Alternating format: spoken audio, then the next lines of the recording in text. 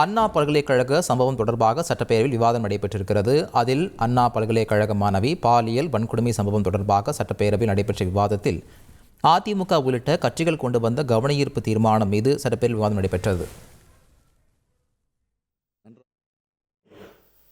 போராட வேண்டும் என்று சொன்னால், ஆர்ப்பாட்டம் நடத்த வேண்டும் என்று சொன்னால் முன்கூட்டி அனுமதி வாங்க வேண்டும். அதுவும் அனுமதிக்கப்பட்டிருக்கக்கூடிய இடத்திலே தான் அனுமதி தருவார்கள். அதுவும் காவல்துறையிலே கட்டுப்பாடு.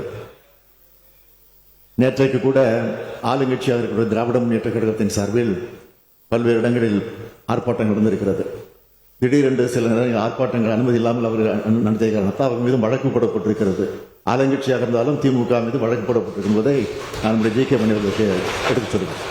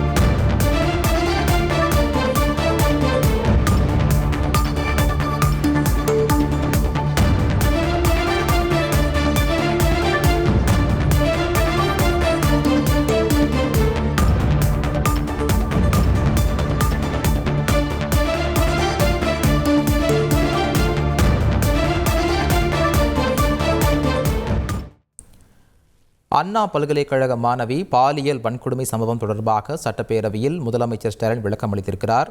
அதில் போராட்டங்களுக்கு அனுமதி பெற வேண்டும் என்றும் சட்டப்பேரவையில் அவர் விளக்கம் அளித்திருக்கிறார். போராட்டத்தில் ஈடுபட்டவர்கள் கைது செய்யப்பட்டது குறித்து முதலமைச்சர் ஸ்டாலின் சட்டப்பேரவையில் விளக்கம் அளித்திருக்கிறார். அண்மை செய்தியாக பார்த்துக் கொண்டிருக்கிறோம்.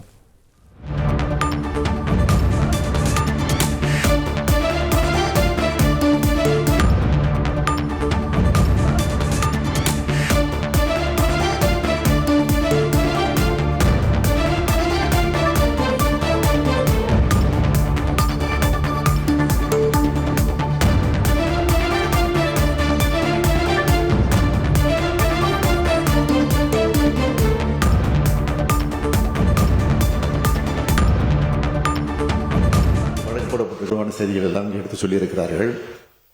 நன்றாக அவருக்கும் தெரியும். போராட வேண்டும் என்று சொன்னால், ஆர்ப்பாட்டம் நடத்த வேண்டும் என்று சொன்னால் முன்கூட்டி அனுமதி வாங்க வேண்டும். அதுவும் அனுமதிக்கப்பட்டிருக்கக்கூடிய இடத்திலே தான் அனுமதி தருவார்கள். அதுவும் காவல்துறையிலே கட்டுப்பாடு. நேற்றைக்கு கூட ஆளுங்கட்சியாக இருக்கிற திராவிட முன்னேற்ற கழகத்தின் சார்பில் பல்வேறு இடங்களில் ஆர்ப்பாட்டம் நடந்திருக்கிறது. திடீரென்று சில நேரங்கள் ஆர்ப்பாட்டங்கள் அனுமதி இல்லாமல் அவர்கள் நடத்திய காரணத்தால் அவர் மீதும் வழக்கு போடப்பட்டிருக்கிறது. ஆளுங்கட்சியாக இருந்தாலும் திமுக மீது வழக்கு போடப்பட்டிருக்கும் போதை செய்திகள் எல்லாம் எடுத்து சொல்லியிருக்கிறார்கள். நன்றாக அவருக்கும் தெரியும். போராட வேண்டும் என்று சொன்னால், ஆர்ப்பாட்டம் நடத்த வேண்டும் என்று சொன்னால் முன்கூட்டி அனுமதி வாங்க வேண்டும். அதுவும் அனுமதிக்கப்பட்டிருக்கக்கூடிய இடத்திலே தான் அனுமதி தருவார்கள். அதுவும் காவல்துறையிலே கட்டுப்பாடு. நேற்றைக்கு கூட ஆளுங்கட்சியாக இருக்கிற திராவிட முன்னேற்ற கழகத்தின் சார்பில் பல்வேறு இடங்களில் ஆர்ப்பாட்டம் நடந்திருக்கிறது. திடீரென்று சில நேரங்கள் ஆர்ப்பாட்டங்கள் அனுமதி இல்லாமல் அவர்கள் நடத்திய காரணத்தால் அவர் மீதும் வழக்கு போடப்பட்டிருக்கிறது. ஆளுங்கட்சியாக இருந்தாலும் திமுக மீது வழக்கு போடப்பட்டிருக்கும் போதை செய்திகள் எல்லாம் எடுத்து சொல்லியிருக்கிறார்கள். போராட்டங்களுக்கு அனுமதி பெற வேண்டும் என்று முதலமைச்சர் ஸ்டாலின் சட்டப்பேரவையில் விளக்கம் அளித்திருக்கிறார். இது பற்றி மேலும் விவரங்களை வழங்குவதற்காக எமது செய்தியாளர் ராஜா இணைப்பில் இருக்கிறார். ராஜா வணக்கம், விவரங்களை பதிவு பண்ணுங்க. இந்த அண்ணா பல்கலைக்கழக விவகாரம் தொடர்பாக சட்டப்பேரவையில் விவாதம் நடைபெற்று வரும் பொழுது ஒவ்வொரு உறுப்பினர்கள் தங்களுடைய கருத்துக்களை தெரிவித்து வந்தனர். அப்பொழுது பாமக சார்பாக கட்சியினுடைய உறுப்பினர் திரு ஜி.கே. மணி பேசும் பொழுது போராட்டங்களுக்கு அனுமதி, ஆர்ப்பாட்டம் நடத்துவதற்கு அனுமதி வழங்கவில்லை என்ற ஒரு கருத்தை பதிவு செய்தார். அப்பொழுது முதலமைச்சர் எழுந்து போராட்டம் நடத்த உரிய முன் அனுமதி பெற வேண்டும், அனுமதி பெறாமல் போராட்டம் நடத்தியதால் தான் வழக்கு போடப்பட்டது. நேற்று போராட்டம் நடத்திய திமுக நிர்வாகிகள் மீது கூட வழக்கு தொடரப்பட்டுள்ளது. செய்யப்பட்டுள்ளது என்ற அந்த கருத்தை பதிவு செய்தார். பாமக உறுப்பினர் திரு ஜி கே மணி பேசும்போது அண்ணா பல்கலைக்கழக விவகாரம் தமிழக மக்களை உலுக்கி உள்ளது, அதிர்ச்சிக்கு உள்ளாக்கி உள்ளது என்று தெரிவித்தார். டெல்லியில் நடைபெற்ற நிர்பயா சம்பவம் போல அண்ணா பல்கலைக்கழகம் விவகாரம் நாட்டையே உலுக்கி இருப்பதாகவும் அரசு நடவடிக்கை எடுத்து இருந்தாலும் அது போதாது, குற்றவாளிக்கு பின்னணியில் யார் யார் உள்ளார்கள் என்பதை விசாரித்து உரிய நடவடிக்கை எடுக்க வேண்டும் என திரு ஜி கே மணி கேட்டுக்கொண்டார். மேலும் இப்படிப்பட்ட கொடுமைகள் இனி நிகழாமல் இருக்க கல்வி நிலையங்களில் பாதுகாப்பு அதிகரிக்கப்பட வேண்டும். இப்படி ஒரு சம்பவத்தை கண்டித்து ஆர்ப்பாட்டம் நடத்துபவர்கள் கைது செய்யப்படுவது கண்டிக்கப்படுவதாக திரு ஜி கே மணி தெரிவித்தார். அதற்குதான் முதலமைச்சரும் தன்னுடைய பதிலை பதிவு செய்தார். அதற்கு அடுத்தபடியாக காங்கிரஸ் கட்சியினுடைய சட்டமன்ற தலைவர் திரு செல்வ பெருந்தகை பேசி வருகிறார். அப்பொழுது அண்ணா பல்கலைக்கழக விவகாரத்தை வாக்கு வங்கி அரசியலாக்குகிறார்கள் என்ற அந்த கருத்தை பதிவு செய்தார். இந்த விவகாரம் தொடர்பாக தொலைத்தொடர்புத்துறை மத்திய அரசிடம்தான் உள்ளது. குற்றவாளி யாருடன் பேசினார் என்பதை மத்திய அரசு வெளியிடலாம், குற்றம் சொல்லலாம், போராடலாம்.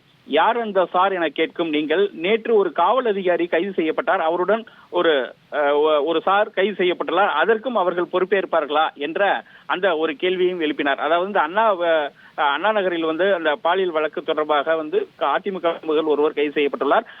அதை குறிப்பிட்டு இவர் யார் அந்த சார் என்ற அதையும் நீங்கள் கேட்பீர்களா, பொறுப்பேற்பீர்களா என்ற அந்த கருத்தையும் தற்பொழுது பதிவு செய்திருக்கிறார். தொடர்ந்து அண்ணா பல்கலைக்கழக விவகாரம் தொடர்பாக சட்டப்பேரவையில் விவாதம் நடைபெற்று வருகிறது. அதிமுக பேசிய பிறகு இறுதியாக முதலமைச்சர் தன்னுடைய கருத்தை பதிவு செய்வார். செய்திகளை உடனுக்குடன் தெரிந்து கொள்ள உடனே சப்ஸ்கிரைப் பண்ணுங்க.